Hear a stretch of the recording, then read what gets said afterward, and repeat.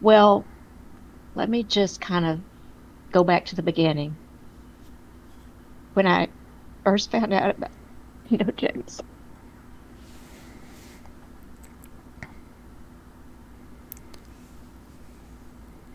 First of all, for me, and I think I'm on Facebook on some parent grieving sites for people who've lost children.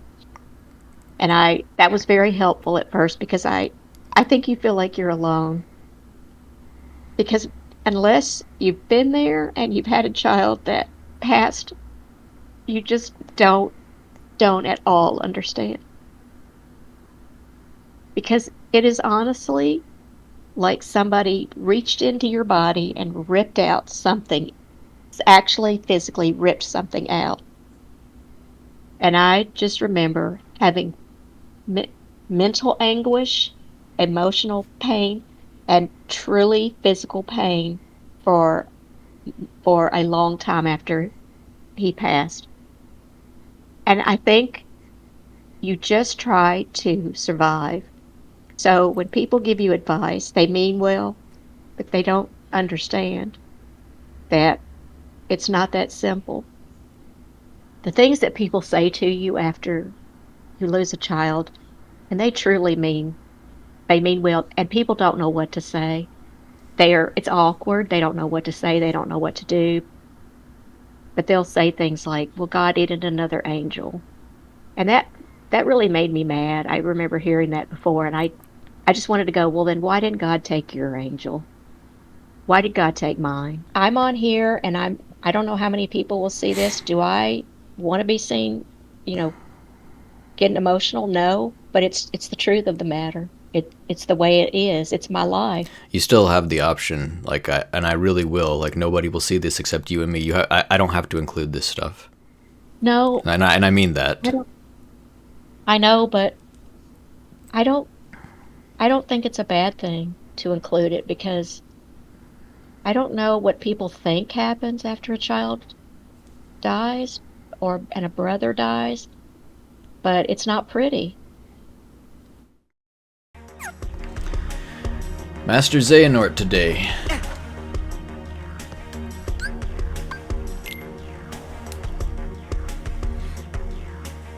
I'm recording in the dark. It snowed outside pretty heavily yesterday, and it was still pretty snowy today.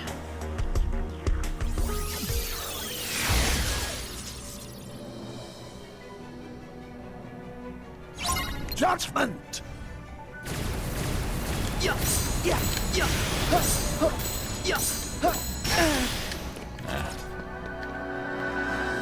Keyblade!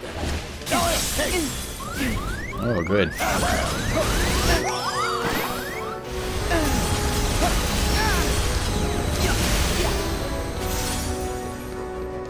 Enlighten me!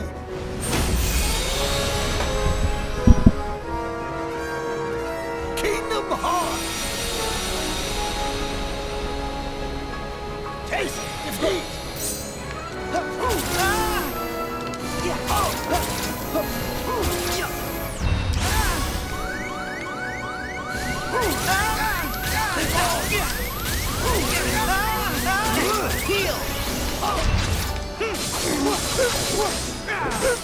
Is this my first time actually punishing him?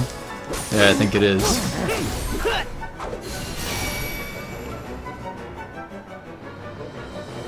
Shine! Judgment! In this hour! Huh?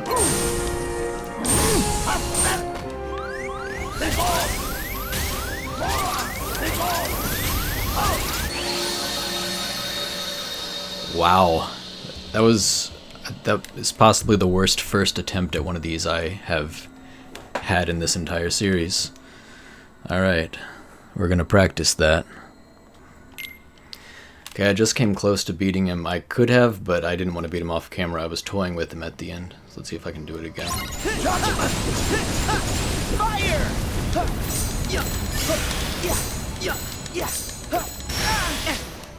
I can't dodge that last one for some reason. I could for a while, but it's like I can't do it now. I don't know why. One. Yeah. It's over. So long. Yeah. And like me.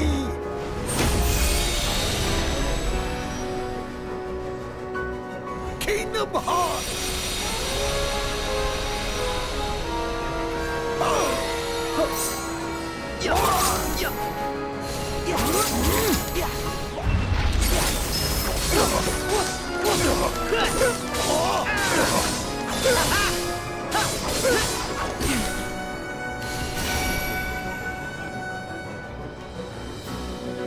Shine! Judgment! Give me power! Yo! Epidemic! Oh! Yeah! Yeah! Yeah!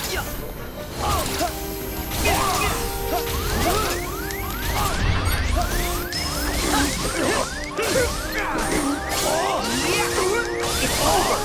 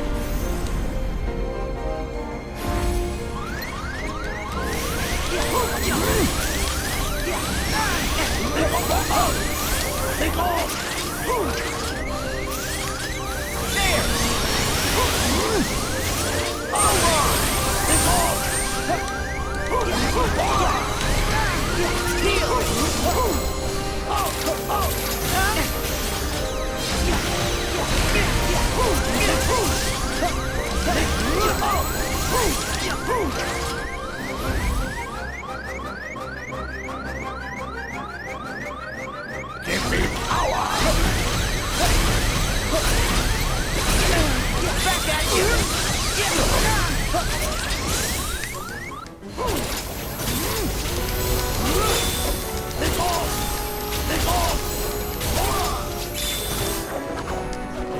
Shine! Judgment! Give me power!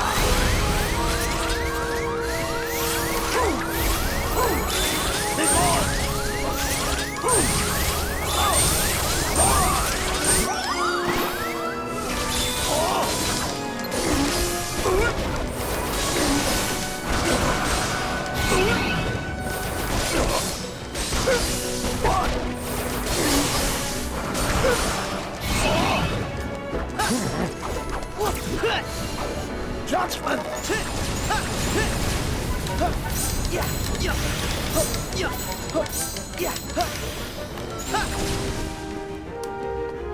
Freeze!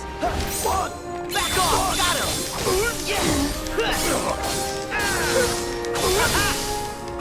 Here we go!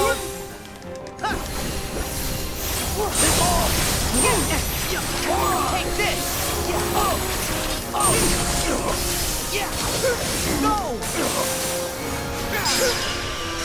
Whew. That felt good. A little bit after midnight. 12:07, that's not bad.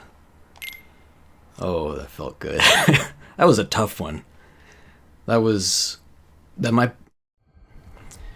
Psyx might have been harder than that. And I think I had a worse time with Larxene just because I wasn't really in the mood for it, but it was fun though, that was great. Buy my Kupo coin. Okay.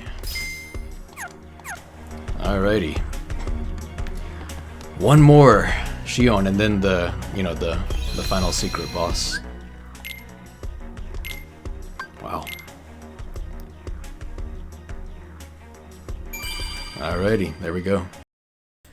Okay, this is the third to last episode of this series, and over time I've kind of gradually come to realize that I had a long video chat with my dad that I broke into a few episodes, and because I tend to record outdoor footage, I have a fair amount of footage with him outside when I visited Tennessee, but usually the stuff that I tend to do with you is more indoors talking, and I don't really pull out my camera and record just some conversation we're having, so as a result, there's less footage of my mom in my series. you're kind of peripherally in some of the parts of like me talking to Stu back in 2019 or me talking to Christopher, but it's been kind of unbalanced, and that's wrong. I visited home for Christmas this past December, and due to having lived in Seattle and not had a lot of money for that last year there, and then being in Korea where you only get one day off for Christmas, I haven't been able to actually go home and visit family for Christmas in about 10 years. But this year, because I'm my own boss as a freelance tutor, I finally went back and spent Christmas at home. First time in a long time. So I was gonna do voiceover like I have done for some of the past 6, 7, 8 episodes, just kind of explaining, narrating that. But then I figured I could actually do something a little different and just talk to you, and we can talk about that and just other stuff, Jamison in general. So first of all, about like regarding Christmas, I went back home and do you want to tell the Nutcracker story? Yeah, if I don't cry. Well, I knew Jordan was coming home for Christmas, and I wanted to take him to see the Nutcracker since he was 4 years old. So I got tickets way back, maybe whenever it was in May when you told us you were coming home. Why didn't we go when I was 4 years old? Well, I was going with a friend who had invited me, and she said to me, I guess because she was thinking I might want to take you, she had said to me that it would be best if it was just adults because children, tend to be, I guess get antsy and noisy and I went, but and I told you I was going and you said you wanted to go and I said, well, it's more for like big people, children have a hard time sitting still. And it always bothered me after that. And I always wanted to tell you because I felt like so I'm going to be really stupid here and get emotional. But So you don't have, yeah, that's okay. over the years, it just always bothered me because I was like, my little boy wanted to go to the Nutcracker with me, and I didn't take him. And so I just always wanted to take you. And so finally, you were 4. What is that? 32 years ago. 32 years later. Yes. I finally took you, and it was really nice. I was just so glad to finally take you. It's like something off my bucket list before I die. Um, I don't know why it bothered me so much because after going, you probably might look back and go, well, when I was 4, I probably would have gotten antsy because it gets a little. I think for children it would get a little slow. There were children there, and for the most part were behaved, but I would say it does get a little slow. I think for children, but you used to also when you were a little boy, you used to hum. I have an audio somewhere of you humming some of the Nutcracker songs, and so I had just thought you have to go with me someday. So I had even mentioned before coming to Korea. I said I want to if there's the Nutcracker in Korea, I would like to just come and just for that and take you to the Nutcracker. Because I think it had already been like I was thinking about it one year and looking like toward the next year. But I don't know. I thought when you came home, I thought you wanted to come home for Christmas, but I thought too you were just trying to be sweet and help me out here with part of my dream of taking you to No, I was happy to go. I mean, I didn't even remember. I remember you always telling me about me wanting to go to the Nutcracker when I was 4, but I didn't remember it myself, and I don't think I was horribly let down by it. I don't think it was like a big episode where I was upset or sad or anything. I mostly just have memories of you always telling me that you wish you had taken me, but Yeah. I think your friend was probably right. Like Yeah. might be for the best that I didn't go.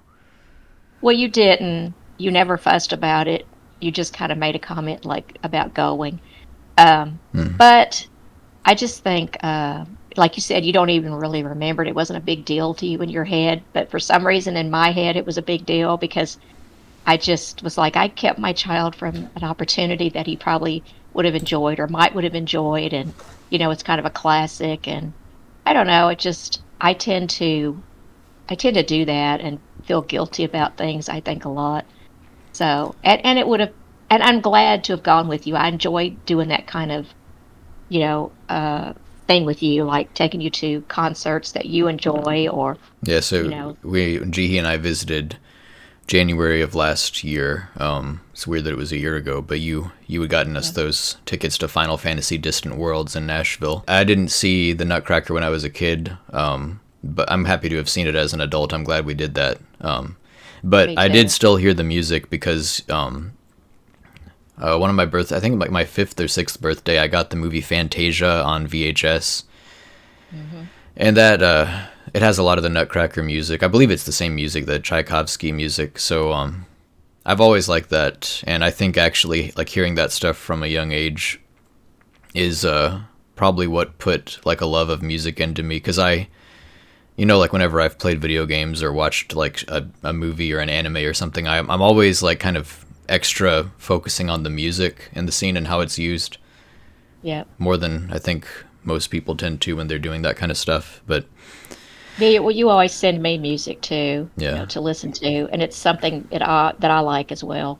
you bought me books like Goosebumps books and stuff when I was a kid, and you bought me game player's guides. Even if I didn't have the game yet, because I had to wait for my birthday or Christmas, you would buy me the player's guide so I could just read it, and I would just read and read and reread and reread. And I feel like that actually, I feel like reading those player's guides informed my writing style, and I feel like that's a good way to get kids to actually be interested in reading, is put something in front of them that is what they are interested in, but also requires them to read.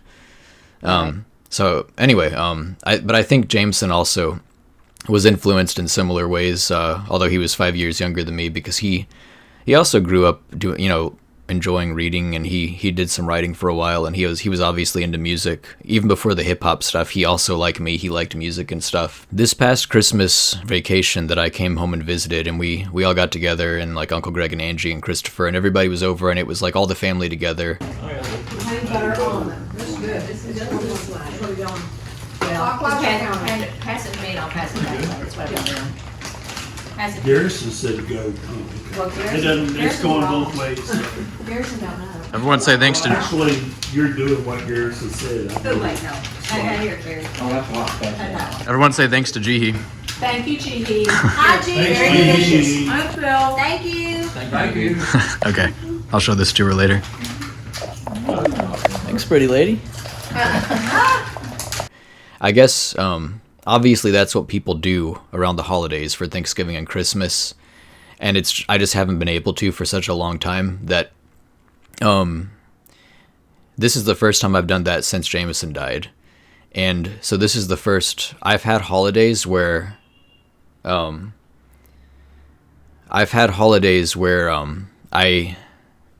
it was after he had died and I knew it was the holidays. And so that made me remember back to past holidays like this Christmas 2011, right before I moved to Seattle, right before we started driving to go to Seattle. Oh, yeah. This picture, Yeah. I have this picture on my desk all the time. Every time I I'm love that picture. always at my computer editing videos, I always have this picture right here. But I might get a little teary-eyed. But this was the first. Huh? I don't think I have that picture. You should I send can. me that. It's like a physical photo, but I can send you like Right. a high quality scan of it. This is the first Christmas that I have spent home with family since he died, and so this is the first time that I really was in that situation again that was so familiar from childhood and stuff without him, and so I really did feel his absence. It felt weird because it felt like he should just walk in from the other room holding a plate of food and like talking to somebody. It felt like all this stuff that's happening, all these people talking and Christopher and all that stuff, it felt like he should also be there, and like me and him and Christopher ought to go in the side room and like start talking about other stuff or like playing a game or something. But it was just it was the same thing as usual but without him. And I guess I realized that you and basically all my family except for me have been doing that every year since he died, and I haven't. So I've been focusing on it in my own way, making this series. I've been thinking about it all the time, but I haven't been immersed in that same sort of familiarity where you can really feel like that jarring absence. and I didn't even consider the fact that I didn't know what that was like, I guess, until this past Christmas. I think you're right. When you have everybody together, it's even more of a hole, a void. I'm sorry, because myself, I was thinking you're coming home for Christmas, and then I was like, it should be, us making plans, for Jameson to also come home and pick him up at the airport so we could all, spend Christmas together. Yeah, So it's very hard. Yeah. we should be coordinating for one more person. Yeah, exactly. So I think the last time, I saw him on Christmas was probably Christmas 2012 or Christmas 2013. I don't remember when the last time I think in 2012 I might have actually come back for Christmas. In 2013 it might have just been Thanksgiving. I honestly can't remember now at this point, but one of those times was the last time that I did like a family thing where he was also there. Yeah. So yeah, right at 10 years. So yeah, we did the Nutcracker and we did Christmas at your house. Had a Christmas tree and stuff, like out on the front porch and stuff. My dad had a Christmas tree in his house. Yeah. Anyway, yeah. I liked Linda's method of decorating the Christmas tree. Just the front and the sides, not the back, because she had it pushed against the wall. Oh, okay. I don't know if she wanted that secret told, but I thought that was funny. Huh. Okay. That makes sense, though. Yeah, it does. So, I guess there's not really a whole lot to say about Christmas other than what we just talked about. I brought my camera, which is like I brought all my camera gear. It's all really heavy. There's like a lot of stuff, and it makes my backpack not only heavier, significantly heavier, but also just like more unwieldy and hard to pack other stuff into. And I didn't use my camera one single time when I visited back in December. I used my phone to record a few quick videos, but I just didn't get out my camera. I brought it just in case, but Would have been nice if you could have, recorded a little bit of the Nutcracker. I know you're not allowed to do yeah, that. I took pictures was inside nice. the theater, but Yeah. where was that? T-Pack? T-Pack, okay. That makes sense because that's where I saw Sweeney Todd in college. In my last episode that I made, it was a very steep hill I had to walk up, so I had to actually kind of be careful with my footing when I walked up a bit. Like I was hiking. I was walking on like a hiking trail with my dad in that area and walked up that hill where there was a cave because he said that Jameson had gone up that same spot when they went there together. And inside the cave, there was nothing in the cave, but when I was like back outside, I was just kind of like recording the ground, and I didn't even notice when I was there. I noticed a bunch of snail shells on the ground, but I didn't notice until looking at the footage later on my computer that there were also like acorns around. And you always associate acorns with Jameson, so I figure you can talk about that and just general. Like I haven't really heard. You post stuff on Facebook all the time of stuff Jameson did when he was a kid. And that stuff hasn't really made its way into this series. And I always talk about like wanting to collect people's memories. And I don't know why it took me so long to realize I am lacking a lot of your specific memories of Jameson as a kid. So you can talk about the acorns and other stuff. Well, the acorns, when he was little, he was maybe, I don't know, he was little, 12 months to 18 months old, 18 months old probably. And he had a little tiny three-wheelie thing that he rode around. You push it with your feet, and he would. There was a little storage compartment in the back, and he would up on our cul-de-sac. He would find acorns, and he would pick them up and put them in his little storage compartment. And each time he couldn't say acorn, he'd say a, and he would pick up an acorn and put it in. And so I just thought that was so sweet. And I remember one day I went up. You boys were in the same room. And I went up and there was a little bucket full of acorns that he had collected. So I don't know, I just kind of associate acorns with Jameson. Mm-hmm. I actually have a few little acorns in the house that I keep you know, in his memory. Yeah. Um, I know I was camping, or was I camping one day, and we have these little camp chairs that, you have a little spot to put your drink. And I guess obviously if you're camping, you're gonna be near some trees and such. But I was looked down in one of the holders, the drink holders one day, and there were a couple of little acorns in there. And so when I see those, I always, think about him. Not like I need anything to think about him, obviously I don't, but it just makes me remember, that little episode. And I know in the house one day, this was a few years ago, I was coming in the living room and I saw something on the floor and there was an acorn, a little tiny acorn on the floor. So I kind of guess I look at those like little signs, from Jameson, whether it is or not. I kind of, hope take it as a hopeful or a little God wink. We also kind of sort of associate him with ladybugs, right? Yes, Because we had so ladybug. many ladybugs. We had like kind of almost a ladybug infestation in our house for a while. Several years ago, everybody in maybe Middle Tennessee, I don't know, a lot of people had a lot of ladybugs, and we just had tall doors leading to the outside, and there would always be ladybugs right at the bottom of the door, I guess, where they like had a little spot they came in. Well, yeah, you kids would, we'd all pick them up, and they were all usually dead. We'd pick them up, take them outside, throw them away. But one time when Jameson was little, just a little guy, he was 3 or 4, he um, he wouldn't go to sleep. I couldn't get him to go to sleep, so I said,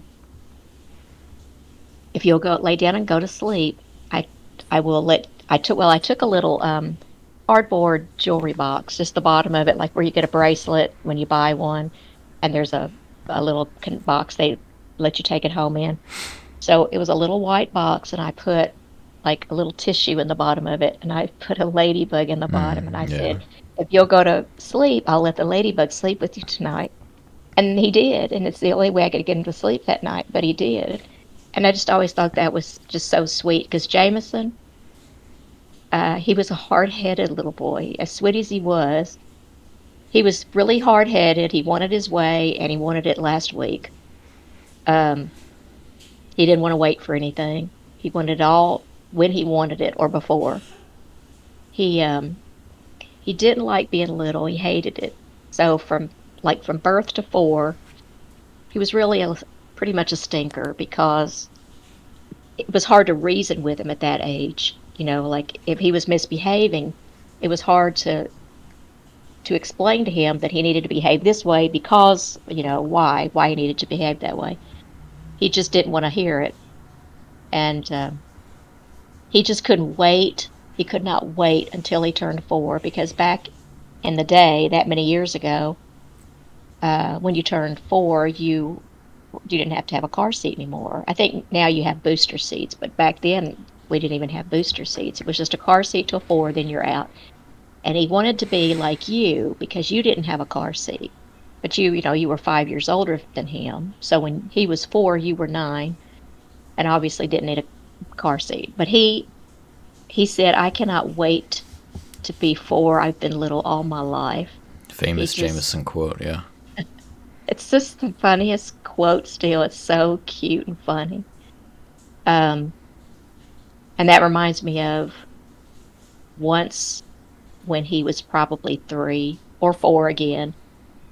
He was downstairs in the bathroom at bedtime, and I think it was bedtime, and he was ready to brush his teeth. And I had a little stool that I kept there for him so he could reach the sink. And, I had little cups there where he could, take care of brushing and all that by himself. And he wasn't using the stool. I said, honey, why don't you use the stool? You can reach the water so he could turn the water on and get his, rinse his mouth out. He said, does Jordan use it? I said, no, but Jordan's bigger than you. He's taller than you. He doesn't need it. And he still wouldn't use it because you didn't. And he wanted to be like you. So I just think so probably typical of little boys that look up to their big brothers, and I just think it's sweet. A few minutes ago, I was looking at my phone, not because I wasn't paying attention. I was actually, we had been talking about ladybugs, and I remembered something that I read a while back, that there's a type of bug that looks like a ladybug and is often mistaken for a ladybug, but it's not. Apparently it's called the Asian lady beetle or Japanese ladybug, and then in parentheses it says Harmonia axyridis. I don't know how to pronounce this. Axyridis. And it looks similar to a ladybug, but it's considered more of a nuisance. There are some differences, but it looks very similar. But it's apparently if you have like a ton of them in your house, it is more likely that type of bug and not ladybugs. Oh, I actually don't know which yeah. one we had, but I think it might have actually been this one. I don't know either, but I know that I'd heard that there was an experiment.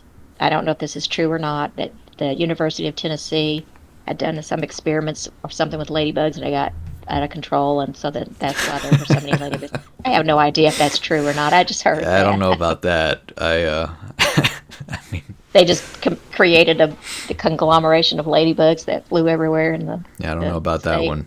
I mean, Yeah, maybe, but yeah. um, That sounds. That I just heard that. I heard that several years ago. So I'm like, I don't know. It just was usually in the winter, I think. So I feel like more like they were coming in. I don't know if they came in to get warm, if ladybugs or whatever the lady beetle, Japanese lady beetle, or whatever you called it. I don't know if mm. they need to come in for warmth or what, but that seems probably more like it. You've posted so many things on Facebook over the years, just memories of Jameson. There was one that babysitter we had, and she had those two daughters, I guess, and one of them was Oh, named Joanna. yes, that was a cute one. Well, I took Jordan Jameson to an in-home sitter, Yeah. and she told me that she had there was a little what her little it was her daughter or granddaughter, I can't remember, or two granddaughters were there, but there was a little I girl think it named was Joanna, and granddaughters, yeah. Joanna. yeah, just she was adorable. But apparently she and Jameson were in love, and so, oh my goodness, and he was like 18 months, maybe two-ish, maybe two when he went there. Well, She said, I remember I was in third grade because I was learning okay, my multiplication tables at that oh, is time. that, so you would be like eight, I was 8, is so he that, was about 3. Or I could have been 8 or okay. 9, he would have been 3 or 4. So I'm thinking, I know he was little bitty at one point though, because I remember I had a little scarecrow outfit that was around 18 months to 2 years old that I loved, and I tried to, and he was going there then, and he wanted to, and I wanted him to wear it, and he threw a fit, and he Uh, would not. He hated it, and I have it actually in the closet in there. I'm pretty sure it was the cutest little scarecrow outfit, and he hated it and wouldn't wear it. I mean, it just had a scarecrow on the front of the outfit, and he didn't like it. Um, so I don't remember if he wore it that day or not, but he absolutely did not want to. Um, Speaking of, he was a nightmare to go shoe shopping with when he was little too, because he was very picky about what kind of shoes he had. We would be, waiting for the person would wait on us. Back in the day, you would take, there would be somebody that would wait on you and help you with your shoes. And it just took him forever to find the shoe that he liked. He had to try it on and walk around it, and obviously, but it's just different to me because it seems like most little kids, like with you, I just would bring it home. You're like, yeah, that's fine, I'll wear it. You were never, picky about things like that. But as far as like his shoes, it was like that was an ordeal to go shoe shopping with him. It took a while because he was so very picky. Um, he also had, as he got older, like a teenager, he didn't want me to buy him T-shirts with pockets. He just wanted a plain T-shirt, no pocket. And I'm going to say this, and no offense to anybody that does this job, but he said it looked like a janitor if it had a pocket. I don't understand that. That makes no oh, well, sense to that's me. just a little kid thing to say, yeah. Yeah, a kid thing to say, All but the he respect in the world to people who keep absolutely. buildings and Oh, facilities clean, but I'm sorry for what my brother said when he was a child. I'm just like, where do you get this? But I seriously, because I absolutely have all the respect for any job anybody does, because Yeah. all jobs to me can be difficult. I tell you what, a custodian job is a hard Yeah, job. yeah. No, it's Um, legitimately harder than like my job, for instance. oh, yeah. But And they don't, but back to yeah. Well, I the wanted little, to. We're getting away from the Joanna thing. You didn't finish the Joanna yes, story. I'm He was in love. sorry. He was in love with Yes, Joanna. sorry, but that made me think about Yeah, clothes when yeah. one thing leads to another. So the Joanna thing was that They were in they would, love. They were gonna get yes, married, right? Yeah. they would sleep next to each other on their little mats. At like nap And so time. at nap time, she Yeah. told me, the babysitter said that she would have to separate them because they would lay there and talk the whole time. So he came home one day and I was talking to him about it and I was like, asking him about him and Joanna. And he said, I think he told me they were going to get married. I said, well, how are y'all going to, get around? How are you going to drive? He said that I guess Joanna was going to, steer the steering wheel and he was going to work the gas pedal. He was gonna I be in just the thought floor of that the car, just he was pushing going to the. be on the floor pushing the gas pedals. And I Yeah. just thought that was so funny. At that age, who thinks about that kind of stuff? You That might know? have been just like an on the spot. Like I hadn't thought about it before now, but now that you've asked, this is I guess how I would accomplish that. Or maybe they Yeah, discussed it. Who knows? I don't know. yeah, right. Um. He knew that something had to go on in the floorboard with Yeah. the pedals, and he knew somebody had to see out. So it makes perfect sense in a little 3-year-old brain I or guess if they two or can 3-year-old communicate with brain. each other fast enough to make snap decisions on the road, then I guess that could work. Actually, when he was learning to drive, you know, he didn't understand why you had used one foot to control the pedals. And he said, it's easier if you use two. I said, no, you're not going to do that, Jameson. You're going to do it like everybody else in the world does it. There's a reason why it's safer to do it that way. But it's just he always thought differently, even when he got to be a teenager. Of course, obviously, he drove with one, his right foot controlling both Yeah, pedals yeah. as He he got learned how older. to drive the normal way. But but he but he didn't. He thought that would be smarter to do it the other way. He mentioned it before anyway, but I'm like, no, that's not how it goes. He Um, he helped me drive to Seattle when I would get tired. He would. That's yeah, why we brought him along. yeah, he was actually a very good driver. I don't think he drove fast. I don't think so. I talked to him about that before, and he said he didn't. And I believe him.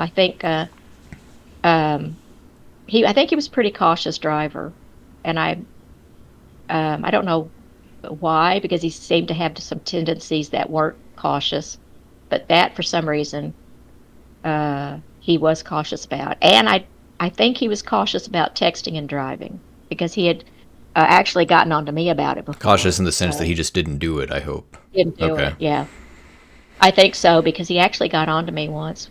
Um, and I don't think anybody can say they've never done it, never been driving and didn't look down at a text or something. No, you shouldn't do it. And I'm very careful now, but I'm just saying it, that I have been guilty of that before. And he said something to me about it. There was another thing about, speaking about babysitters with him, our neighbor Oh yeah. kept him for a while. Um, so Miss Patty. there's like three cute little things about that. I remember he would, when I would go pick him up, she said, I walked in one day, to get him. And there was Miss Patty was sitting there talking to some person who was there picking up their child, I believe. And I remember when I walked in, she looked over at him and kind of smiled. And so anyway, I was like, what's that about? But Jameson kind of came up to me, kind of started acting up a little bit. And kids will do that when when parents are gone, kids will generally act fine. But when parents come in into the setting where other adults are, sometimes they'll start acting up, and it's like a mystery. But lots of parents have talked about this over the years. But she said, as soon as you walk in, she said he's been perfect all day, and as soon as you walk in, he starts whining and um, acting like that. She said that during the day, he would stand like in front of the couch, like wanting to get up on the couch and look back and start like whining and pretend crying so that some of the other kids would come up and help him get up. She said, and he could get up there himself, but I guess he just wanted the attention. Um, she had a dog or there was a dog in the neighborhood, or it was, I think it might have been hers. I can't remember, but his name was, they called him Snoop Dogg. Oh yeah. And Jamison would call him Soup Dotty Dodd. Yeah. Okay. So they called him Snoop Doggy Dog, and he said Snoop Dotty Dodd. Yeah. No, Soup Dotty Dodd. Soup Dotty Dodd. Yeah, she called him Soup Dotty Dodd, which was cute. Jameson had a little, also a little speech impediment. He had like what we call a frontal lisp. His tongue came out a little bit when he said his S's. And I remember I was wanted to put him in speech when he got to kindergarten, and he would not. He said, "Mommy, it sounds the same," and he's kind of right. It just looked a little different. You could see his tongue come out, but it sounded fine. And I was like, "Well, you're kind of right." So, and he corrected it. He corrected it on his own. Um, Back to Miss Patty, I remember he came home one day, and I asked him, "What'd you do today?" And he said they went to Japanese. Jameson couldn't say his K's and G's, so for K he would say T. So I was thinking Japanese sounds like Japanese. I said, "Oh, you went to eat Japanese?" He said, "Yes." And so I talked to Patty, and she said, "No, we went to Captain D's." Yeah. So there were other little miscommunications occasionally because of his speech, his speech impediment. It's not really a speech impediment at his age. It's really typical of a child his age. I just kind of said speech impediment. For a kid his age, it's kind of normal to have a few sounds you're not making correctly. But it was just really cute. I think he had more sounds that he had said incorrectly than you did as a child. Your main one was like R's. You had trouble with R's, but you would practice. I would catch you in the mirror practicing saying your sounds as a preschooler. You wanted to get those sounds right. Oh, Jameson also said he couldn't say his L's. So instead of a like L for like lady, it would be Yady. So if he had a Y sound instead of an L. So it was a Yady bug or I yeb you, mommy. Um, when he was very small, we liked going to Opryland. Occasionally, we'd go to Opryland, and you boys enjoyed that. So Jameson would get real excited. He wanted to ride the choo-choo train. So I remember one day I was like, "Let's go upstairs." And we'd do this sometimes. I'd say, "Let's go upstairs and lay in mommy's bed and talk." So we'd go upstairs, get under the cover, and start talking about just whatever he wanted to talk about. But I said, "What do you want to talk about?" And he said, "Opryland." I said, "What do you want to do when you go to Opryland?" He said, "Ride the shoo-shoo thing." So I just look back fondly on those memories. They're so cute with his little speech errors. Around when he was, I don't remember exactly. I think I was in middle school or early high school, but I think middle school. We went somewhere. It might have been when we went to Florida with Greg and Angie. We went to we went to that like Islands of Adventure theme park and Universal Studios and stuff. And it turns out Jameson later on had a fear of heights. Yeah.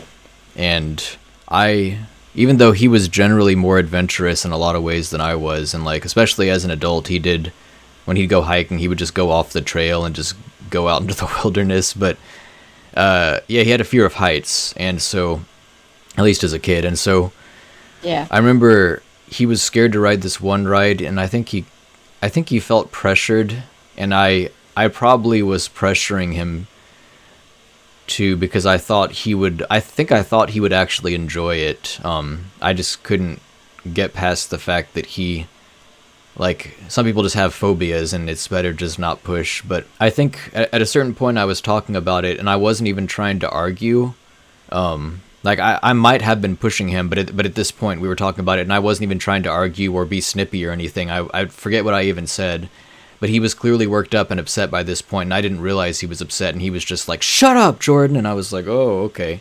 And like I could hear in his voice, like how he said it, like his voice was kind of shaking, like he was upset. Oh. And Yeah. Oh. and then I said something like, I wasn't, I've said before that I was often not very nice to Jameson when we were kids, and I feel bad about that. But in this specific case, he might have thought that I was being that way because I often was, but in this case I wasn't trying to, and I was trying to kind of diffuse. I was like, no, I wasn't trying to say this, and but he was just in kind of like fight mode, like very defensive, and then I think Greg and Angie told us to behave, which like very very rare for them to tell us to correct our behavior, but Angie was just like, y'all stop or something, and I just remember thinking I was just like, man, I didn't even do anything. Like I remember feeling like it was kind of unfair. Like all I did was talk about the rides that were all going on. Yeah. But and I still hold that against her. No, I'm just kidding. Yeah. But and it's just a random memory because you're talking about him wanting to ride the train, and so it just made me think of other rides. Like I think at Opryland they had the swings, and I don't know what the ride was called, but we called them the swings because the big thing you get in the swing chair and it just spins you around. And he got really scared on those, didn't he? He didn't. I loved that ride, but he might have tried it once. I think he like really wanted to try them, but he was afraid to. Yeah. And maybe. Yeah, I think. I might remember it like he did when he was younger, and then later when he was older, he was afraid to, and that's why I was annoyed because I was like, you did it when you were younger and you thought it was fun. I can't remember at this point though. Well, even at the little choo-choo train, that was actually like a little. It was like a little train on rails, sort of like a what's that called? Roller coaster. Roller coaster. Yeah. But it was like little bitty, and I rode it with him, of course, because he wasn't going to ride it unless I rode it, and obviously I'm not going to let him get on something he could jump off and out of fear. But yeah, that was like not very high off the ground, and he rode that. That wasn't too scary for him. But anything that was a height, yeah, he wasn't going to do that, as best I recall. And I know a lot of times when we went with Greg and Angie, I would stay on the ground with Jamison, maybe and go find something little he could ride, or hold you guys stuff, and then find something little for him to ride. Yeah, I remember. I think Christopher generally had no problem riding the fast and high rides and stuff, but it was just Jameson. He was kind of freaked out by heights. I think he kind of felt bad about it. And every kid has their thing. Oh yeah. I still don't like heights, but I've been terrified of them before in the past. I don't really go anywhere near heights to be terrified anymore. I just stay away from them. So you maybe it's, oh, sorry. I didn't know you were still. Say, maybe it's genetic. Genetic fear of heights. Okay. So this I don't like I'm going to get into I just feel like it's important to include in this series for perspective, and so I'm sorry if this is like upsetting. But I don't think it's going to be upsetting necessarily, but you always just talk about like how you miss the times that Jamison and I were little and that we were us boys, we were your world. And I know you're probably going to get a little teary-eyed about this. I'm not trying to put you through something unpleasant, but I imagine it's probably going to happen. But I feel like you feel very strongly about that, and I just kind of want to include it if you're okay with it.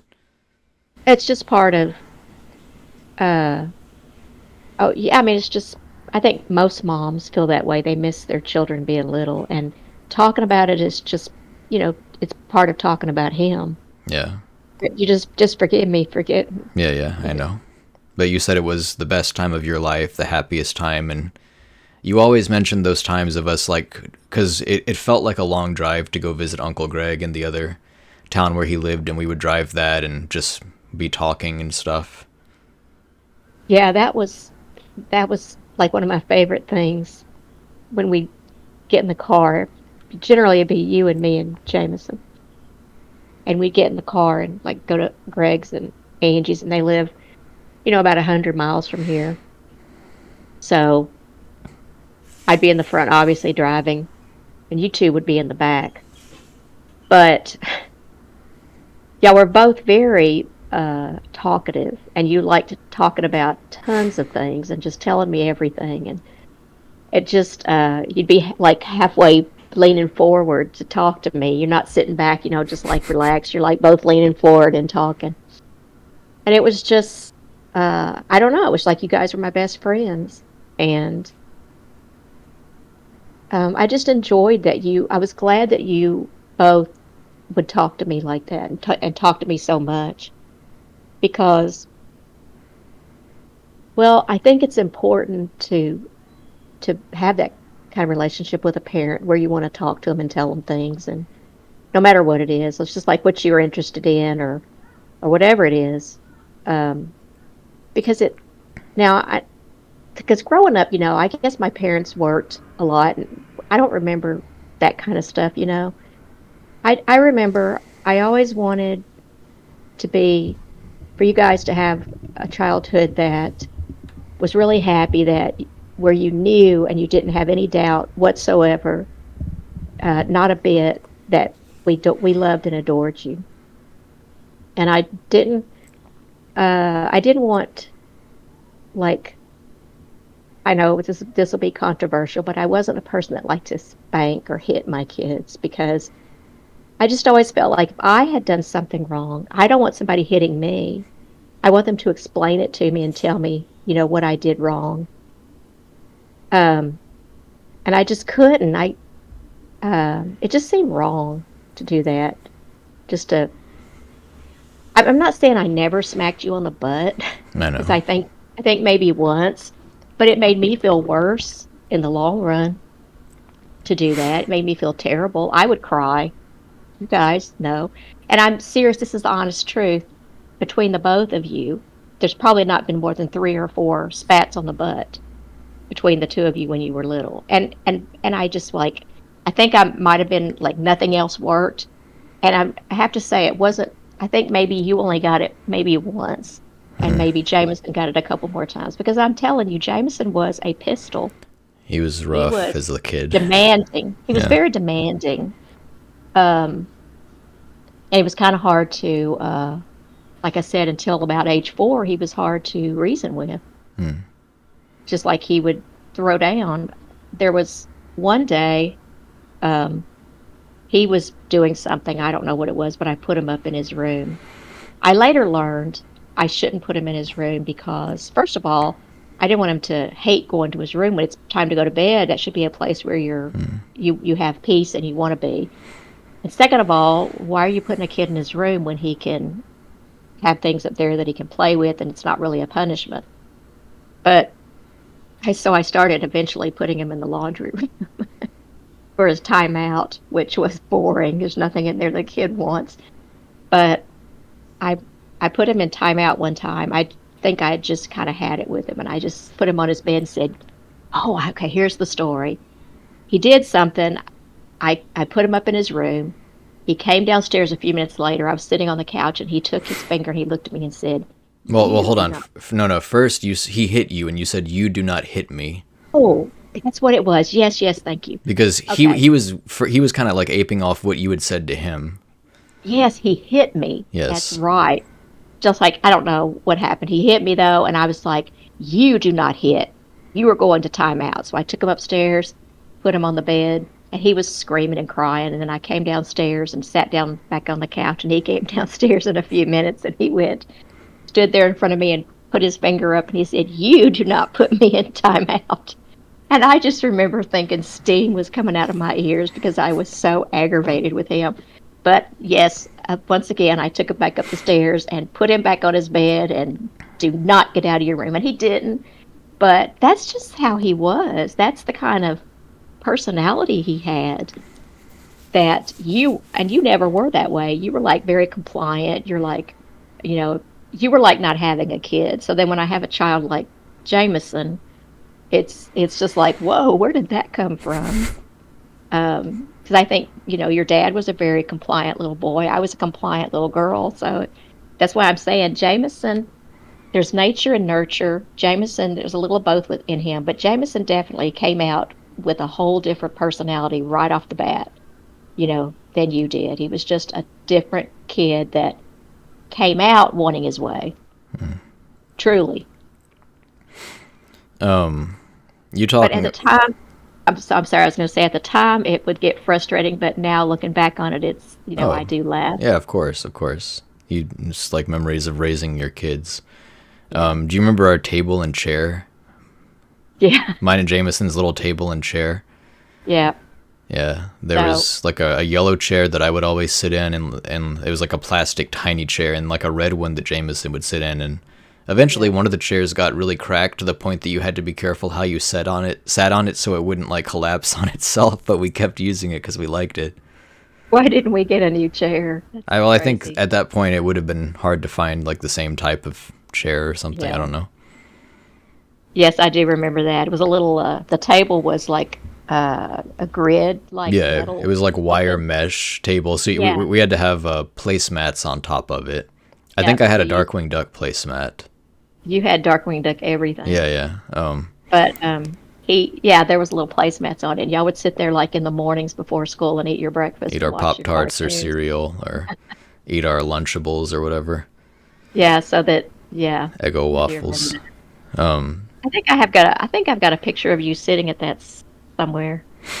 Sitting I at that table. remember. Do you remember like I liked Power Rangers in kindergarten, and I had a Power Ranger. I had the Red Ranger costume with the mask. I think either for Halloween one year or just I got it or something. But years later, when I was well past my Power Rangers phase, I went to a Cub Scout meeting, and I forget if you or my dad took me. Someone took. Might have been you. But Jameson wanted to wear the Power Rangers suit. He had to come with us because he couldn't stay home alone, and he was wearing the Power Rangers suit, or he either was already wearing it and didn't want to take it off, or he wanted to wear it to that meeting. And I didn't want him to, but you were like, why not? So Jameson just wore like a Red Ranger Power Rangers costume and just kind of like sat in the corner while the Cub Scouts were doing whatever they were doing. It was in the school cafeteria at the elementary school we Yeah. went to. Yeah. I think that's so cute. When kids dress up like that. In my job as a speech therapist over the years, I've had kids come to school and they've worked the parents would bring them in from what we call walk-ins, and they would bring the kids in for speech, and they come in dressed in some really interesting outfits, but they're really cute. And I'm like, I know she dressed herself today, or he dressed himself today. But I think that's just cute. That shows that your kid has an imagination, and I've told you before that when you were like little bitty, 3 or 4 or 5, you liked Darkwing Duck and different things, and you had capes that your grandmother made you, your dad's mom. Grandmother's me mama made me a cape, and Oh, mama made did me she? capes too. Yeah, I got capes from both Okay. sides. Yeah, I loved Okay. capes. You did, and I would let you wear those to, like, we went to Walmart. I Yeah. told you about that a few years later when you got older, and you were like so embarrassed that I would let you go out like that. I was like, it's cute. Those capes were really cool. I forget They which were. grandmother. I mean, like I had a perfect Darkwing Duck cape. It was purple on the outside and pink on the inside, just like Darkwing Wasn't that Duck's cape. wasn't that Mama, your dad's mom, that made that? I think that was me mama, because I think mama Oh, made me the Mickey Mouse Sorcerer's Apprentice cape, where it's like a light blue cape with like oh, okay. dazzling glitter moons and stars on the cape, Yeah. which like it was incredible as a kid. It was the When coolest thing you, ever. oh yeah, you were really into that, and I'm just like, I'm all for kids' imagination. I say play it up. Uh, you in when you were in daycare, you told people there you were magic, Oh and yeah. they got started getting concerned about it. The did it ever tell you this? The No, I remember this. I really wanted magic to be real when I was a kid. Well, I'm like, why not let the kid think that? I mean, I would tell you, no, you're not magic, but you would tell me you were, and I'm like, I'm not going to argue with you. You're a kid. Let you believe you're magic if you want. That's what an imagination is for. But they were concerned As that long you as were you don't thinking you start were magic. pumping me full of hormones, then we're all good in terms of Exactly. imagination. I don't want to go down that road, but obviously we both know what I'm talking about there. But there's a very Right. strong difference there. Right. Um, Well, I mean, the thing is, a child is not going to grow up, after you're about, after you're like 10 or 11, you're not going to think you're magic anymore. right, right. 99.9% of the time, I so what's the didn't harm? I didn't think I was magic then either. Like I knew I wasn't. I Oh, just so desperately wanted to just be. said it. I Yeah. just wanted so bad. I just wanted to will it into being true. I remember this. I just wanted so bad for there to be like this extra layer of something Yeah. to the world and existence, and Well, it just makes the world more alive, more fun. It's the same. It's the same. It's like I remember as a kid wanting to go into that shed by Mama's house just because of the possibilities of what was in there. And really, it was just like an old shed with old stuff in it. Like, it's not interesting, who cares? But kids just want. Yeah. Kids just They know do. that there has to be something exciting inside of there. Well, they see more possibilities than we as adults. We see the drudgery of the real world. They see from a kid's perspective, and Or like I think that's amazing. kids want to go up to some small pond in the middle of a field because there's got to be something about because that pond is more interesting than like rooms that they're used to and stuff. But Exactly. there's actually nothing there. Right. It's just like some shallow water surrounded by like tall grass. But when you tell a kid that, to me, that kind of dashes Yeah. their creativity, their zest. You need to let Kinda them dashes- walk around the pond and Yeah. throw sticks in the water and stuff like that. Just give them whatever they need to make life more exciting for them, But in my opinion. as this series has gone on, I've kind of gone all over the place, but it was a lot in the earlier videos. I'd say the first year to year and a half. I'd say the first year really is when I talked a lot about like the guilt that I had for I didn't like he and I got into a few stupid fights, and of course I was bigger, so I could hurt him more than he hurt me. But in general, most of it was just I would feel so annoyed by him, and I would feel like he would just do things wrong, or I was just so irritated by the way he did things or how he would cry getting his picture taken at school that I would just say things to him that weren't very nice, and not even mocking him or making fun of him, but just criticizing him. Just like, what I would be like, why are you like this? And which if he's already upset and embarrassed and getting his picture taken, then of course his big brother getting on his case about it is going to make him feel even worse. So I feel bad about that stuff. But Well, and I've told you, I think most of that I didn't know about. I know sometimes you guys would I come don't. to me I want to say I don't even. individually. I don't even know if it was abnormal. Like because obviously siblings fight a lot, and siblings fight a lot worse than he and I fought. So I don't even know if it's abnormal. I'm just saying No. I can't help but feel bad about it now because Right. I was the bigger and older one. I know, and I'm just saying that, and I understand that you feel bad about that, but I'm just saying that it's normal for kids to not like their siblings at times. My sister and I, Hope, who grew, we grew up to like be best friends, and when she died, like in 2015, 15. but she and I would get into I remember one time we got into a knockdown drag out hit. This is when we were little girls. We were hitting, pulling hair, and it just happens. My big sister would not let me cross over onto her side of the room. She would make an imaginary line down the room, and I couldn't get on her side. So siblings do that, and they get on each other's nerves. When you're with somebody, constantly in the same airspace as them, constantly, it's going to happen. But and he and I of course got along more as we were adults. I like really tore into him once or twice about drug stuff where it was extremely harsh, which I was justified in feeling that way, but looking back, you just don't feel great about some of the things you say in those types of situations. But Well, sometimes I you was don't know what extremely to do. exasperated. But anyway, like all that to say that I remember at one point I don't like he was so annoying, and like as you said, he was such a difficult kid that it was so obvious that you had to. I feel like my mic keeps speaking. It was so obvious that you had to get on his case more than mine, that I felt like it was kind of the elephant in the room, that like everyone just knew this was the state of things. And so I kind of thought we were as a kid, I kind of thought we were on the same page about it. Like obviously a parent loves their kids a lot, but as from my limited perspective, my mic is peaking so much, I'm just going to put it further away. From my limited perspective as a kid, at some point, I had some argument with him, and I finally wrapped it up, and then I just looked at you smiling, and I was just like, I hate him. Like, I thought we were going to, like, share some kind of moment where you're just like, yeah, he's so annoying, but you actually, I was like surprised and taken aback when you got onto me. You're like, don't say you hate your brother, Jordan.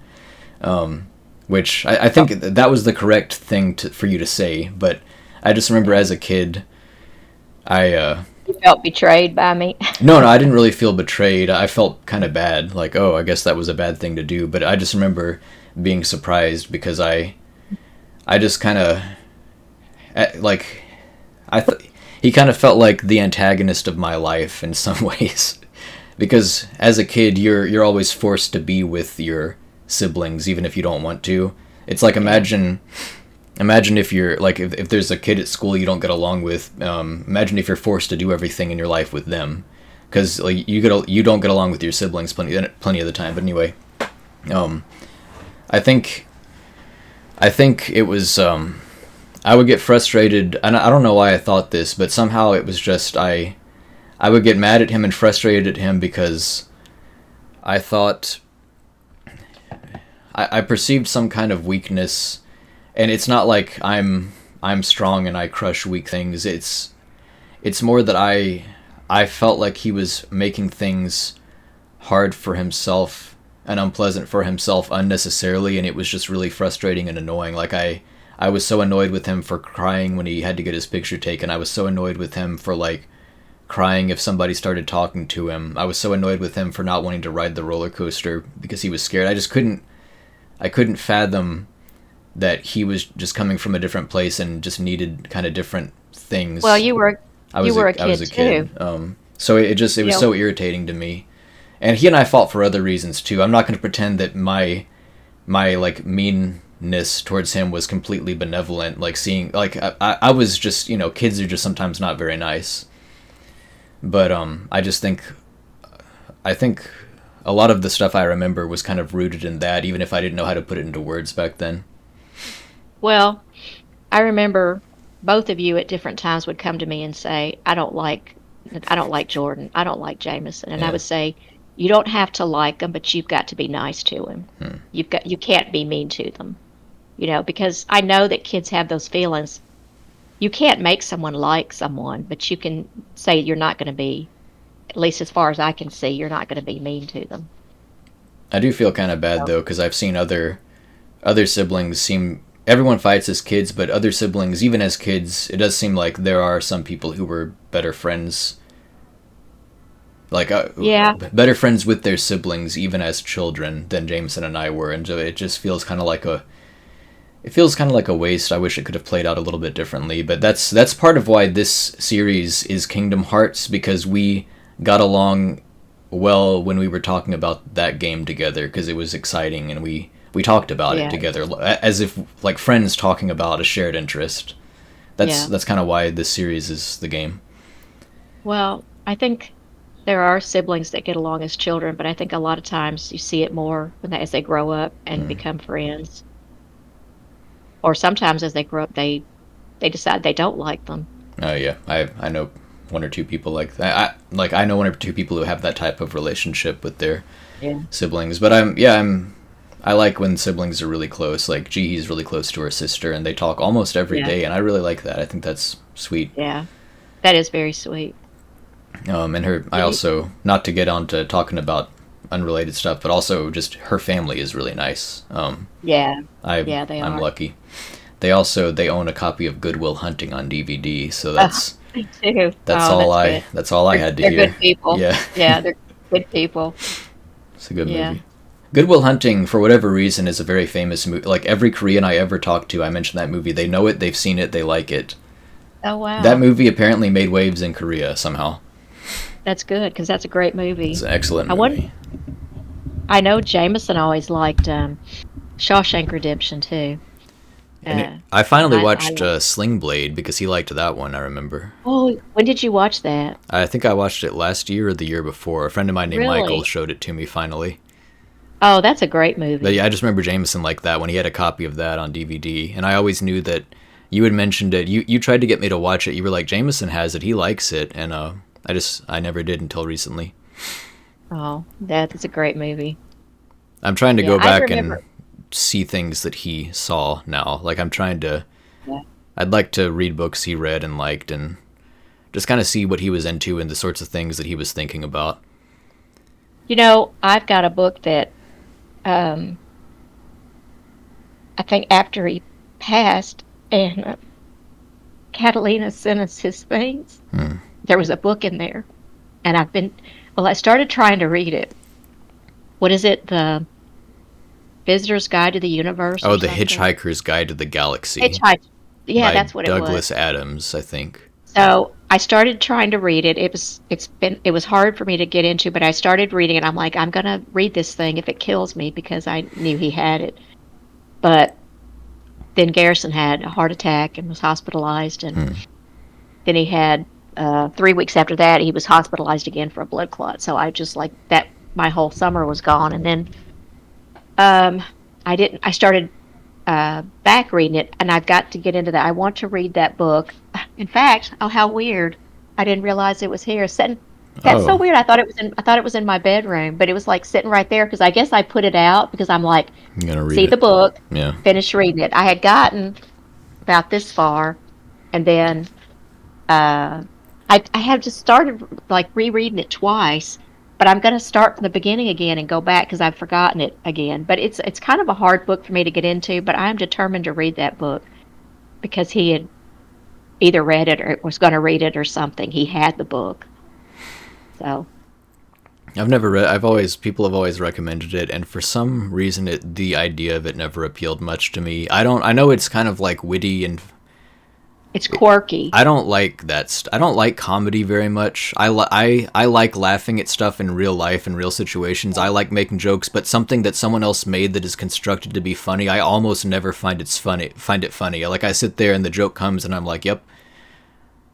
Someone made that for this reason. I get the joke. I see the mechanics. I see the workings of that joke, and it just kind of goes right through me. And I don't tend to enjoy Yeah, it very much. I've noticed that. Some things I think are funny, you just kind of have a straight face, and I'm like, ooh. But that book, and it's kind of witty, but it's very, very quirky to me. So it's kind of hard for me to get into, so for some reason. But I'm gonna pick it back up and read it again. And Jamison, of course, he really liked Stephen King. I don't like Stephen King very much. I think he wrote some good short stories. I don't really like You his used to, I novel. thought. I tried reading him, so I read like 3 of his novels. So you saw me reading them. You might have thought I really liked him, but Oh, nah, not really. I mean, who cares about what I say? He's one of the best-selling authors ever, but just not. I don't really like the way his stories come together. He makes it up as he goes. Anyway, I don't want to talk about this. Is not what this video is about. But Jameson read it. He read a ton of Stephen King. But anyway, going to that thing about just I have a bad habit of this is tangentially related to Jameson and other stuff, but I want to help people, and I see problems they're having, and I think in the past I've often been kind of a moral busybody in that I know maybe something that's worked for me in my own life, and so I feel like it's so simple, just do this, and like it's just hard for me to recognize that different people's situations call for different courses of action. And so when they don't seem to kind of be enthusiastic about something I suggested, or I perceive that as them not trying, yeah. and maybe they actually are, but so I would be irritated at Jameson, and I've had friends, I'm not going to name names, but I've had friends where they would even admit, they would talk to me about how they felt like there were all these problems in their lives and they were unhappy, and I tried to help them, and I just felt like they went about it all wrong, and it was just maddening and frustrating and exasperating. And I've gotten to the point, and I've said this in so many videos now, but I don't really believe you can help people, except in practical ways. I think you can help them with specific tasks if they're already trying to do something, but I don't think you can just give them like an outline for how they should live and expect them to follow it. Right. Even They're if not going to. yeah, they're just going to do what they're going to do. And so, not to get to like reality show TV here, but just being real. Like I know I've done that to you. Like since Jameson died, I have different people grieve differently, and that can sometimes cause arguments and fights in families. Ideally, this sort of situation can bring people together, and in some ways it has, but there's also some friction, and it's hard for, like, if you see someone you love suffering or sad, it's hard to see that and you want to help, and then if that help doesn't seem to work, you can get frustrated. So all this to say that I think I think sometimes I've that same thing where it's like I see, in my opinion, I feel like I see someone else being weak in some sense, or like not doing the things that would help them. I've gotten frustrated, and I know I've gotten frustrated at you as well. And I don't want to get into a ton of detail and like just make it extremely uncomfortable in this video, but I guess I've already apologized to you in the past, and I guess it feels appropriate to put in this video in this series that's in so many ways about grief and loss, that this kind of thing can cause people to like hurt each other when that isn't their intention. And how you're dealing with stuff may be the way you have to deal with it, but it might also cause pain to someone else, and then that person in response might cause pain to you. And I guess one way of looking at it is this is one aspect of the pain and anguish that a family goes through when someone dies. Yes, because you're right. Everybody does grieve differently. Well, let me just kind of go back to the beginning. When I first found out about, James.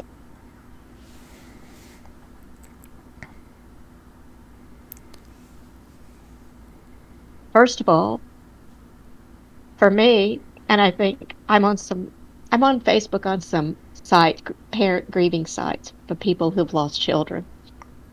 And that was very helpful at first, because I think you feel like you're alone. Because unless you've been there and you've had a child that passed, you just don't at all understand. Because it is honestly like somebody reached into your body and ripped out something. It's actually physically ripped something out. And I just remember having mental anguish, emotional pain, and truly physical pain for a long time after he passed. And I think you just try to survive.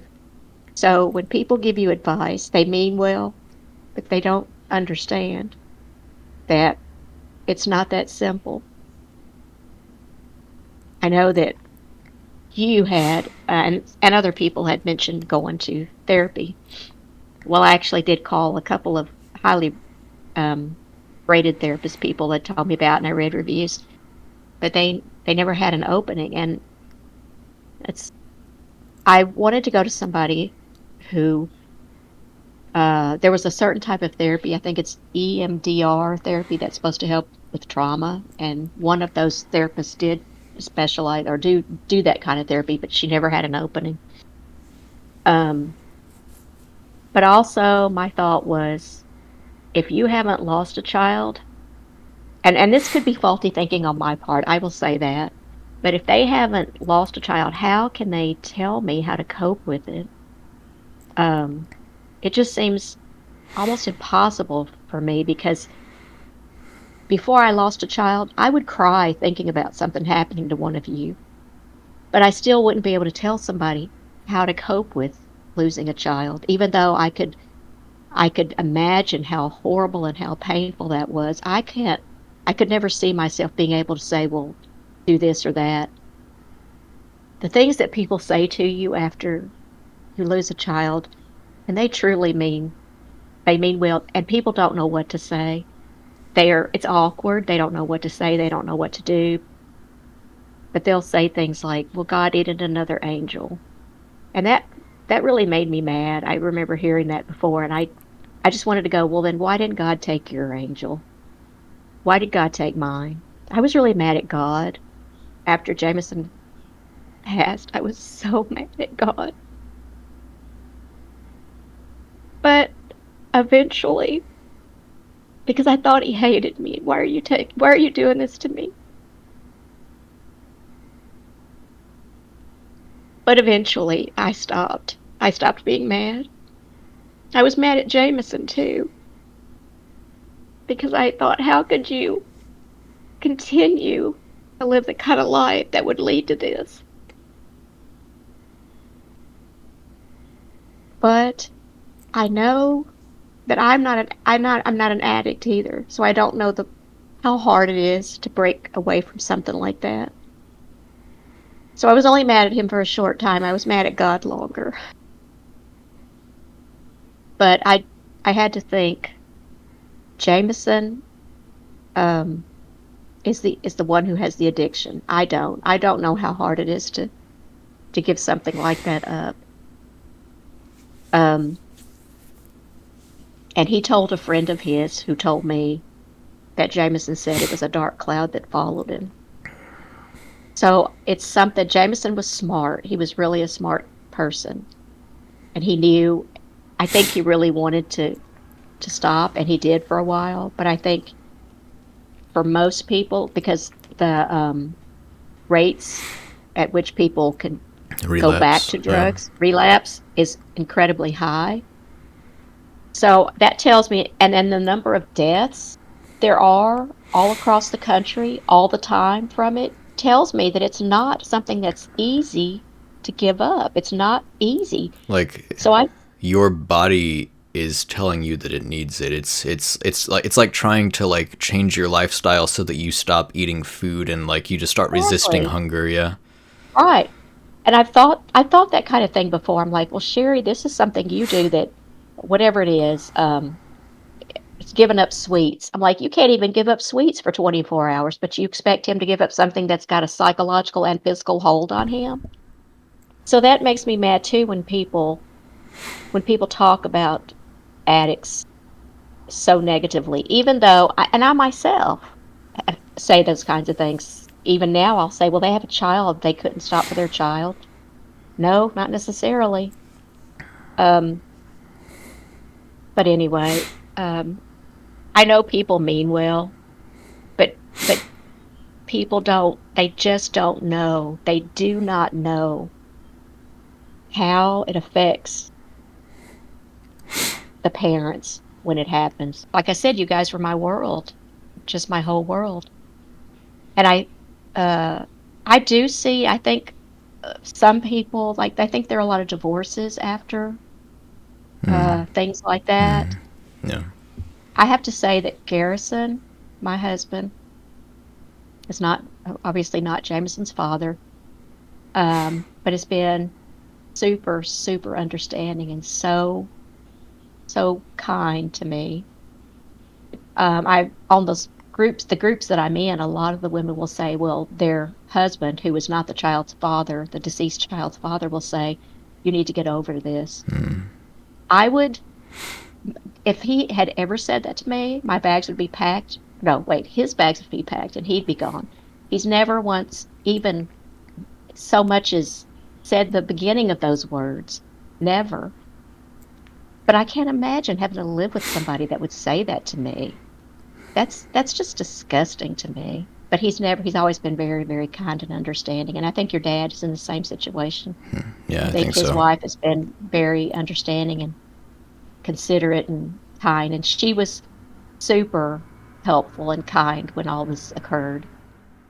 Yeah, that's both of my step parents. I think are great people, and I feel like I'm better for knowing them. Yeah, yeah. I like I like both your step parents. Yeah. Yeah. But I don't hold it against anybody, you or anybody else who has said you should do this or that. I don't because I realize that people don't understand and I think at first you're angry a little bit, but I try to look at it like, well, they don't know. They they're coming for their perspective. You hurt too, you know.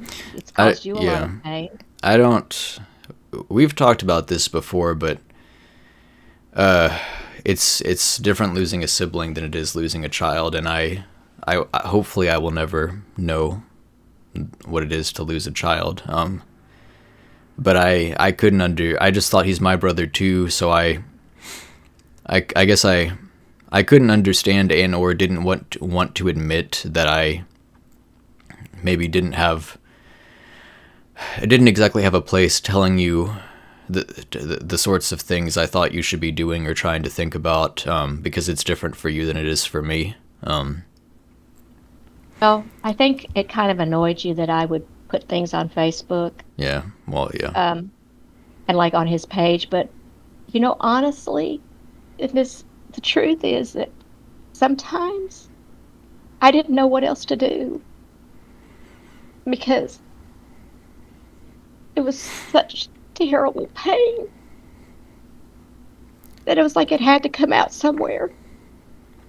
And I guess I just felt like it was like talking about it. Yeah. So, and it's not like it really helped. I mean, it doesn't make the pain go away, but it's like it has to be expressed. Yeah. It took me a long time to really understand that, because I just thought, why does it have to be Facebook? Why does it have to be where other people can see it? And I guess that's not important now. Like, I don't think you were doing it so other people would see it, but we don't have to get too into this, but I guess I don't want to come across, like, making these videos, people will be like, oh, that's so cool, and like, you're a good brother and you care so much, and I don't want to come across as like too much of a good guy, or like I'm so wholesome for making this, because I'm making it and I'm happy I'm making it and I think it's a good thing to do, and I feel like I want to do something for Jamison, but I'm not proud of every way that I've handled all of. You're not going to do everything perfectly when something like this happens, and okay. Well, I was hurting too, and so yeah, I don't want this to be like, I feel like this is almost starting to approach like trashy reality show levels of, I don't want to like sit here and start like, I'm like actually kind of getting teary-eyed, but I don't want it to seem like I'm doing this so people will be like, wow, that was a really engaging episode. You could see his emotions, and like, that's really gross to me, but I do feel bad, and I do want to own up to, like, I have not been very nice sometimes in the years since he died, and I was hurting, but you were also hurting. It's just a big mess. I'm sorry. I know, and I think you just you're just a practical person, and you was like, do this, and this will be the result. You'll feel better, because you were trying to help. You were worried about me probably, and wanted me to take some steps to heal, and you felt like all you're doing is crying and you're not getting anywhere. I took a very proactive approach. I get up and I start making stuff. I start going out and like walking places and recording and making something, and I talk about it, but I didn't feel like I was talking about it just to talk about it. It was like talking about it was to the side of discussing what I do in my life now, which is going out and making videos and stuff, but not everybody necessarily has to do that, I guess. Maybe it would help them, and I've said as much in the past, and I think it certainly helped me, but I know even if, let's say, my way is better than someone else's way, I would get frustrated, and I would express that sometimes in a more like in a harsher and more hurtful way than was necessary. But you know what? You're my kid, so I always forgive you, and I love you. Love you too. And it's not trashy reality. It's just you're showing the good, the bad, and the ugly. That's what I want to do. I feel like there's a fine line where you want to show stuff that's real, and it's like the most honest thing in the world, which is what I want. And then there's kind of like playing it up for the camera, which I despise, and I don't want to do that. when it comes to something like this, I don't think you can play it up. How can you not? You feel the way you feel.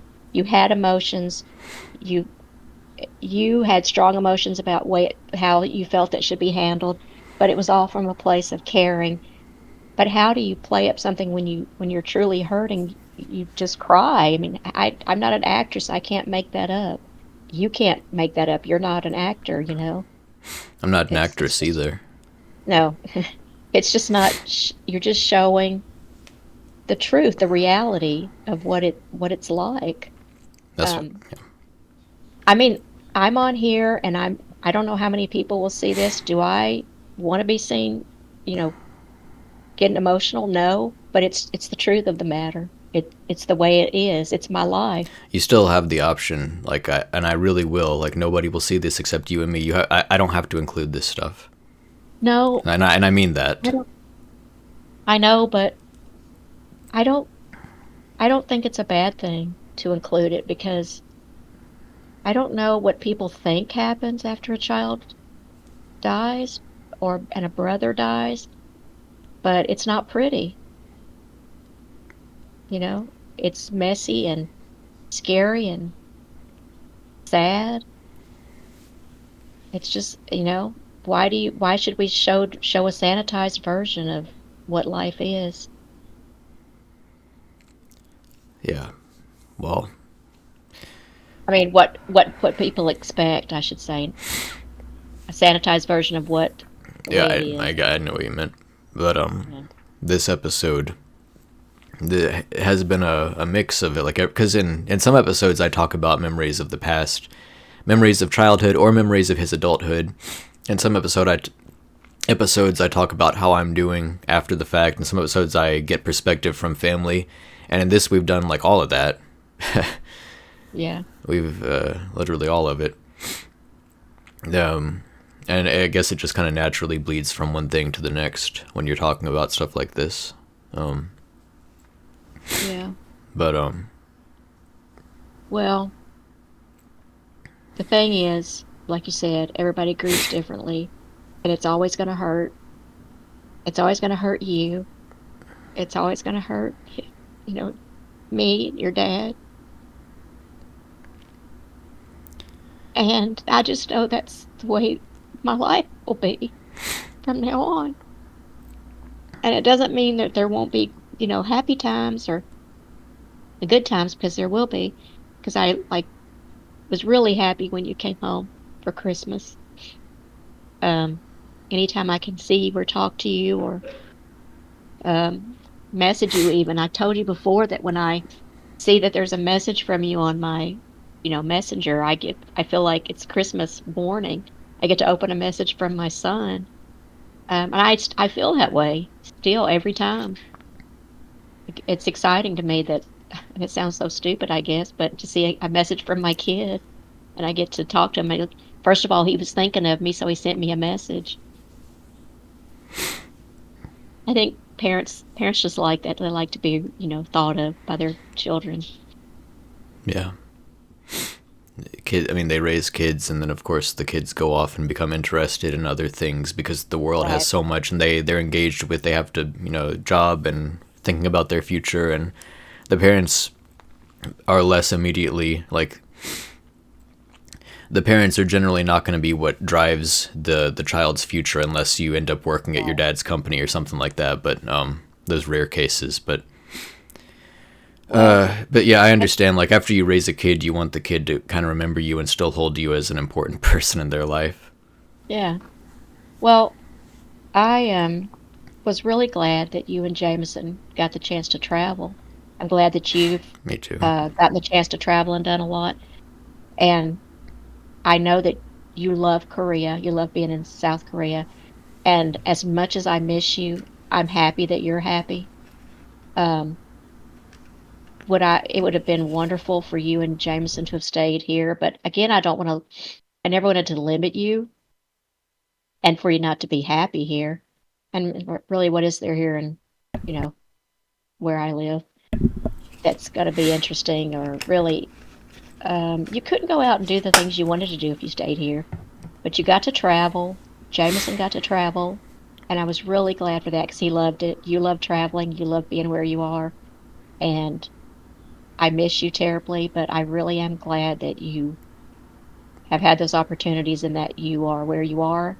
You met your wife in South Korea, you know, that wouldn't have happened if you'd stayed here. You wouldn't have met her, and, you know, you love her and we love her.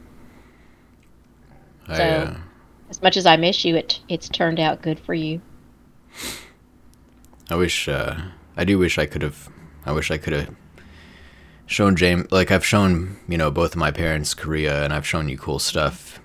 I wish I could have taken him around, just like he wanted to do for us in Colombia. He wanted to show us Colombia, but that's Right. part of why now if I can't show it to him, I'll put it in the thing that's meant for him. Is I show a lot of stuff that matters to me in these videos. Right. Um, I, I was, I told him I was coming to Colombia. I mean, I was in the stages of looking at tickets and dates and things like that, and he seemed excited. He was going to show. He told me of certain places he was going to take me. So I was looking at as I said, flights and dates, but then it never got that far. But he was planning to come back with me after I visited. He was going to come back with me and go back to California. I still have the messages we sent each other, and I've got a ton of messages from him that occasionally I reread. It's hard, so I don't look at them much.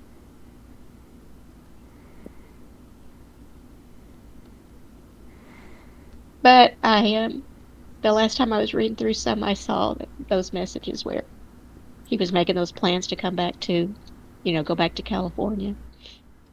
yeah, I was just thinking earlier about. I remember he had messaged, or he had well, I guess I saw it, so it must have been a post. He posted on Josh Knight's wall. He was like, "I'm gonna come back to California and we're gonna make music together again." Yeah. Yeah.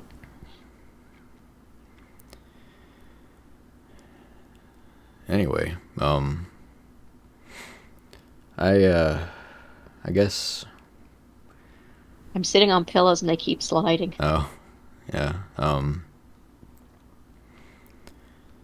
Well, I guess I feel like we've pretty much gone through it. I feel like we've gone through everything without short of just spending like hours and hours talking about all this memory here, that memory there, just Yeah. digging through. You can't get everything that you want to say in on a video or on one video or all the memories even. But if you throw some out here or there, I mean, I guess that's nice just to put a few out, the ones that really stick out in your mind as being that are real memorable or that you found particularly funny or cute. Just a moment. Yes? Oh, you still talking to your mom? Yeah. Okay. Hi. Hi. Okay, I Hi. was getting hungry. Oh, okay, okay, well, I can wrap this up soon. My wonderful wife. I My love wonderful G. daughter-in-law. Yeah, I love G. Just I made love me G made me too. happy just seeing her face peeking through the door. I really love her. Oh, Um, that's so sweet. yeah. I almost got teary-eyed just thinking about how much I love G. She's such a sweetheart. Anyway. Yeah.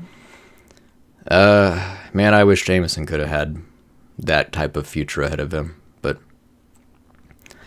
sorry if that was unnecessary. But I do think about that kind of stuff, like how good life can Right. be, and I wanted that for him. Oh no, I understand. I think that too. But okay. Anyway, I hate to just say okay, we're done. But I guess the video's got to end at some point. But Somebody's getting, yep. G's Somebody's getting hungry. I enjoyed the movies we watched when you came home. Oh, That yeah. was fun to Yeah, me. yeah. Oh yeah. I want to say that before I forget. You wanted to. We watched the Snowman together. The animated The Snowman. That's always been special to us. And so first we watched. It's a Wonderful Life, which has all like you and my dad have both always loved that movie. Watched it every Christmas as far back as I can remember. I had never actually sat down and watched it, so I finally watched it. It's a Wonderful Life, and then we watched A Christmas Carol, the one with Alistair Sim. Alistair Sim. Yeah, really old one. You wanted to show me that, so we watched that, and then we both of us have seen The Snowman so many times, but we just went ahead and watched that too. And then I showed you the 2013 Keira Knightley, Mark Ruffalo movie, Begin Again, directed by John Carney, because I just thought about it and I was like, I like that movie. I'm going to show that movie to my mom. But I like it when you tell me like movies, suggest movies for me, and send me music. I like that. I've sent a lot of Xenogears and Final Fantasy and random beautiful music here and there music to you over the years. I've sent so much of this music to my mom that I almost brought, packing to go back to America, I almost brought my Xenogears 20th anniversary concert Blu-ray for us to watch together, because you would actually know some of the music in that. And it's like really gorgeous renditions of it. It's like a high quality production of like a live orchestra playing the music. I didn't, but I almost kind of wish I had.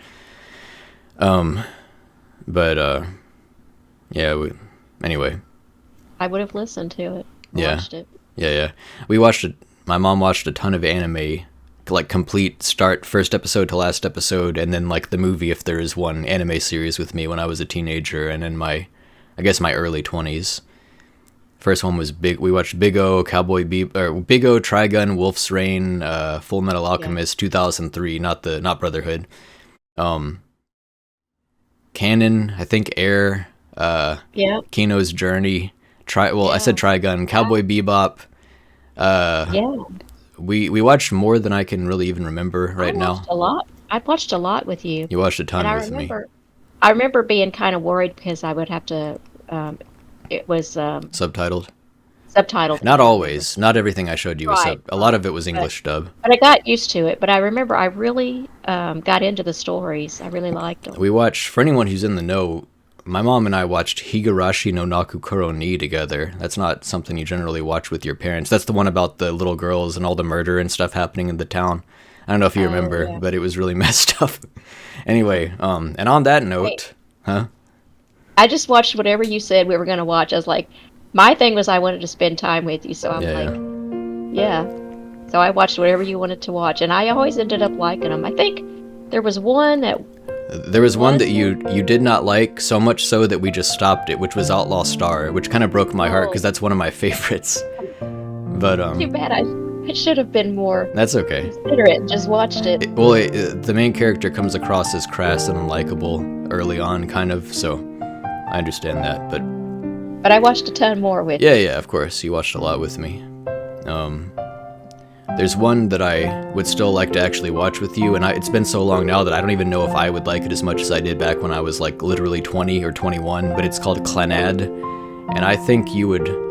I don't know when that's ever going to happen now, but it would maybe if I come visit for a long time in South Korea one of these days. I would, because Clanad I always did feel like, oh, that's one that we never watched together that we should have.